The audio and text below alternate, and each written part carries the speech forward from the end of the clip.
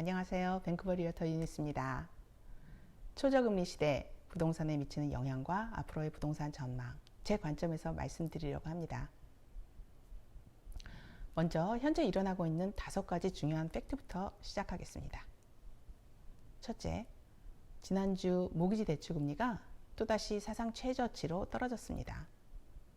둘째, 캐나다 중앙은행 총재는 낮은 금리가 적어도 2023년까지는 유지될 것이니까 대출받아서 사업투자나 부동산 투자 등 대규모 투자를 고려하고 있는 사람들은 안심하라고 이렇게 투자를 적극적으로 부추기는 그런 발언을 공식적으로 했습니다. 세 번째, 코로나 바이러스 팬데믹으로 급락했던 주식시장이 3월에 바닥을 치고 고공행진을 하고 있습니다. 넷째, 금과 은의 가격도 급등했습니다. 다섯째, 자산 타입 중에서 가장 늦게 움직이는 특징을 가진 부동산이 드디어 본격적인 상승 모드를 타고 있습니다. 자, 그럼 제가 질문을 하나 드리겠습니다. 여러분은 이렇게 급변하는 상황에 어떻게 대처를 하고 계십니까? 너무 막연한 질문인가요? 20년 전 베스트셀러였던 책 누가 내 치즈를 옮겼을까 기억하시죠? 2마리의 생쥐와 2명의 인간의 주인공인데요. 변화된 상황에서 이들이 어떻게 대처해 나가는가, 그리고 그 결과는 어떤가에 대해서 적혀있는 자기계발서예요. 제가 어제 잠자기 전에 한 30분 정도 읽고 잘 책을 고르다 이 책이 눈에 들어와서 집어들었습니다. 조금만 읽고 자야지 했었는데 책을 끝까지 읽게 됐고, 그러고 나니 잠이 안 와요.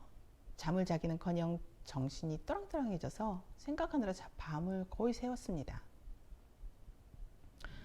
그 책을 읽으면서 시대가 변해도 인간의 삶과 역사에 기본적으로 흐르는 패턴은 변하지 않는다. 이 진리를 다시 한번 생각하면서 그럼 난 변화된 상황에 잘 적응하고 대응하고 있는 건가? 하고 저 자신에게 물어봤습니다.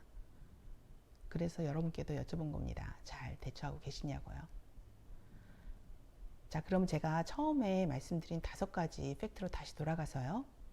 역사상 최저금리, 중앙은행 저금리 정책 유지 발언, 주식, 금, 은의 급등, 그리고 집값의 상승 기조. 이 팩트 정말 대단한 겁니다. 들으시고 아무 생각 없으시면 안 되십니다.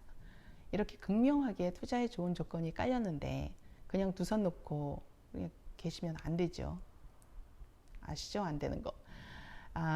요즘 모기지 대출 금리 5년 고정금리가 2%입니다. 엄청 낮은 금리예요. 어떤 분들은 2023년까지는 금리가 낮겠지만 낮은 금리 때문에 인플레이션이 되고, 그리고 2023년 이후에는 금리가 오르지 않겠냐고, 또 금리가 오르면 모기지 대출금을 못 갚는 사람들이 나올 거고, 그러면 부동산 가격이 폭락하지 않겠냐고 이렇게 물으시는데요. 제 생각은 이렇습니다. 금리가 올라가기 위해서는요, 경제가 아주 호황이거나 물가 상승률이 상당히 높아야 하는데요. 이런 상황이 5년 내, 글쎄요, 10년 내에 일어나기도 거의 불가능할 것으로 보이고요. 그리고 만에 하나 금리가 상승하더라도 그 코비드-19 이전 수준, 그게 맥시멈일 것 같아요. 여기서 코비드-19 이전 상황을 잠시 돌아보면요. 올 초부터 3월 중순 락다운이 이제 시작되기 전까지 부동산 가격이 계속 올라가고 있었어요. 엄청 바빴습니다. 이게 무슨 말이냐 하면요. 설령 그 코비드-19 이전 수준의 금리가 되더라도 사실 그 금리 또한 역사상으로 꽤 낮은 금리고, 그래서 사람들이 부동산에 살 수 있는 여유와 여지가 충분히 있다는 말이죠. 제가 예를 하나 들어보겠습니다. 20년 전 밴쿠버 다운타운에 2년 된 원베드룸 고급 콘도 가격이 13만 불이었습니다. 그 당시 이 콘도의 한 달 렌트비는 800불이었고요. 20% 다운 페이먼트 한 다음에 매달 내는 모기지 금액은 580불, 그리고 관리비, 재산세, 기타 유지비용 포함해서 계산해 보면 집 사서 매달 들어가는 돈하고 렌트비하고 거의 비슷했어요. 그럼 A라는 사람이 이제 세입자라고 보고요. A라는 사람이 월 800불을 내고 20년 동안 렌트를 살았다고 가정을 해보면 지난 20년간 렌트비로 지불했을 금액은 총 19만 2천 불입니다. 반면에 이 콘도 소유자인 B는 지난 20년 동안 낮아진 금리 덕분에 은행에 매달 냈던 580불로 모기지 대출 받은 그 원금은 일찌감치 다 갚고요.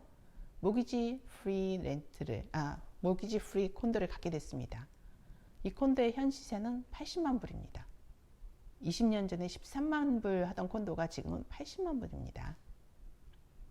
A와 B의 차이가 보이시나요? A는 20년 동안 자기 돈 19만 2천 불을 내고 집주인 모기지를 갚은 거고요.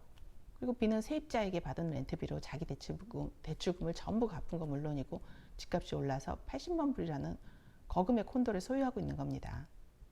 참 한 가지 잊지 말아야 할 점은 20년 전 800불이었던 렌트비가 지금은 2,300불이라는 사실입니다.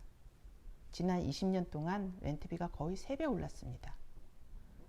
현재 모기지 프리인 이 콘도에서 나오는 월 소득이 유지비용 제외하고 1,800불인데요. 이런 콘도 몇 채 갖고 있으면 정말 우아하게 살 수 있겠죠. 지금 말씀드린 이 예는 지난 과거 20년, 즉 대출금리가 지금보다 높았을 때 나타난 결과인데요. 그럼 대출금리가 역대 최저인 지금 집을 산다면 앞으로 20년 후에는 어떤 결과가 나올까요? 물론 집값이 쉬지 않고 계속 오르지는 않습니다. 오르다 내리다 멈추다 더 내리다 그러다 오르다 이런 걸 반복합니다. 그렇지만 장기적인 투자로 생각하시고 10년 이상 가지고 계시면 가격은 반드시 오릅니다. 자, 매달 들어가는 모기지 대출금 그 상환 금액에는 원금 부분과 이자 부분이 합산되어 있는 거 아시죠? 예를 들어서 50만 불을 금리 2%로 빌리면 다달이 2,118불이 이제 들어가게 되는데요. 이렇게 낼 때 첫 해 은행에 이자로 내는 돈은 9,800불입니다. 첫 해 이제 한 해 동안은 9,800불이에요. 첫 해가 이제 이자가 가장 많이 들어가는 해죠. 왜냐하면 원금이 가장 크니까요. 그리고 그 다달이 낸 중에서 원금이 상환된 금액이 15,500불입니다. 그러니까 9,800불과 15,500불 원금이 훨씬 많다는 얘기죠. 렌트 살 돈으로 내 집을 살 수 있는데 왜 렌트를 사십니까?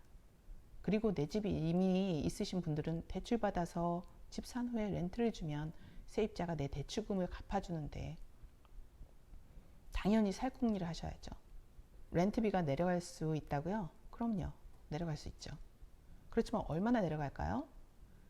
캐나다는 이민자 유입이 꾸준히 있을 거고요. 특히 밴쿠버는 해외에서뿐만 아니라 캐나다 국내에서도 인기가 높은 지역이어서 밴쿠버 인구는 끊임없이 계속해서 증가할 겁니다.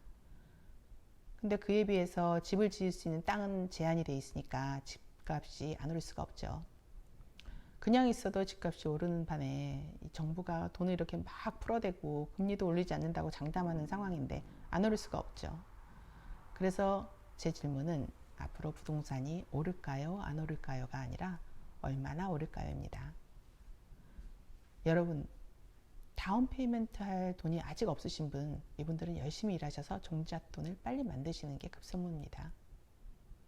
그리고 다운 페이먼트 할 돈이 있으신 분들, 이분들은 좋은 물건을 잘 찾으셔서 투자하시기 바랍니다. 마지막으로 드리고 싶은 말씀은요. 이 비디오는 제가 처음으로 이제 셀피로 유튜브 비디오를 찍는 건데요. 많이 구독해 주시면 정말 감사드리겠습니다. 앞으로 여러분께 좋은 정보와 소식을 전해드리도록 최선을 다해서 노력하겠습니다. 감사합니다.